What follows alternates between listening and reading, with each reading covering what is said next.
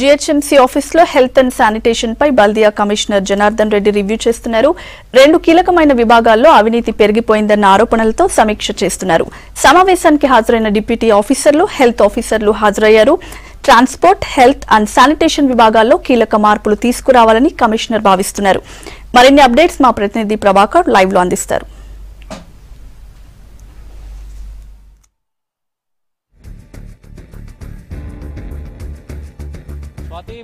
మరికొద్ది సేపట్లో GHMC commissioner Janardhan Reddy health and sanitation అట్లాగే ట్రాన్స్పోర్ట్ కు సంబంధించిన విభాగాలతో రివ్యూ కండక్ట్ చేయనున్నారు. ఈ రివ్యూకు సంబంధించి ఏఎంఓహెచ్లు, assistant medical officer of health and deputy కమిషనర్లు 30 సర్కిల్లకు సంబంధించిన వీళ్ళందరూ కూడా అటెండ్ అవుతున్నారు.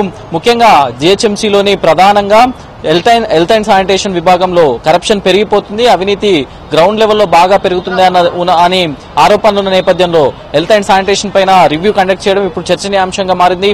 ముఖ్యంగా ఏఎంఓహెచ్లకు సంబంధించి గత కొద్ది కాలంగా కూడా కొంతవరకు అంటే ఒక సందిగ్ధతలను అయితే జీహెచ్ఎంసీ ఉంది. హెల్త్ ఆఫీసర్లకు బదులుగా ఎన్విరాన్మెంటల్ ఇంజనీర్లను పెట్టాలి అనే దానిపైన దీనిపైన కూడా చర్చించే అవకాశం ఉంది. ముఖ్యంగా ఇప్పుడు ప్రాపర్టీ ట్యాక్స్ అట్లాగే ట్రేడ్ లైసెన్స్ నడుస్తున్న క్రమంలో అటు డిప్యూటీ కమిషనర్లు, ఇటు హెల్త్ అండ్ శానిటేషన్ కు సంబంధించిన ఏఎంఓహెచ్లు ఎక్కడ కూడా అవినీతికి పాల్పడకుండా అట్లాగే అక్రమాలకు పాల్పడకుండా ఉండేందుకు కూడా గైడ్ లైన్స్ ఇవ్వడానికి కమిషనర్ రెడీ అయ్యారు.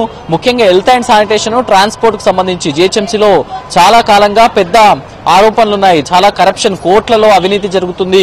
దాదాపు ట్రాన్స్పోర్ట్ లో 100 కోట్లకు పైగా ఇప్పటికే అవినీతి జరిగింది అని ఆరోపణలు ఉన్న నేపథ్యంలో హెల్త్ అండ్ శానిటేషన్ కు సంబంధించి కూడా గ్రౌండ్ లెవెల్లో శానిటేషన్ వర్కర్స్ నుంచి అవినీతి జరుగుతుందన్న నేపథ్యంలో ఈ రివ్యూ కండక్ట్ చేయడం చర్చనీయాంశంగా మారిందని చెప్పుకోవచ్చు. ముఖ్యంగా రివ్యూకు సంబంధించి మూడు పాయింట్లను ఎజెండాగా తీసుకున్నారన్నట్టుగా తెలుస్తుంది. ఒకటి, హెల్త్ అండ్ శానిటేషన్ లోని మార్పులు, అట్లాగే ఏఎంహెచ్ఓలను ఉంచాలా లేదా లేకపోతే వారి ప్లేస్ లో ఎన్విరాన్మెంటల్ ఇంజనీర్లను పెట్టాలా.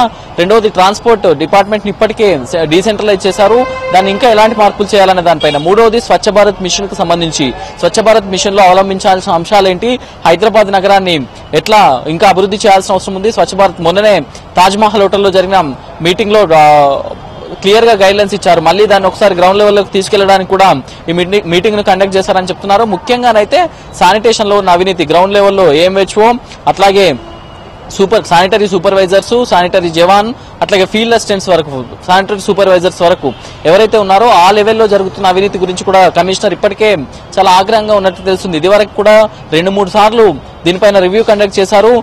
దీన్ని మొత్తం ప్రక్షాళన చేయాలని కూడా కమిషనర్ భావించారు. కాకపోతే ఎక్కడ కుదరట్లేదు.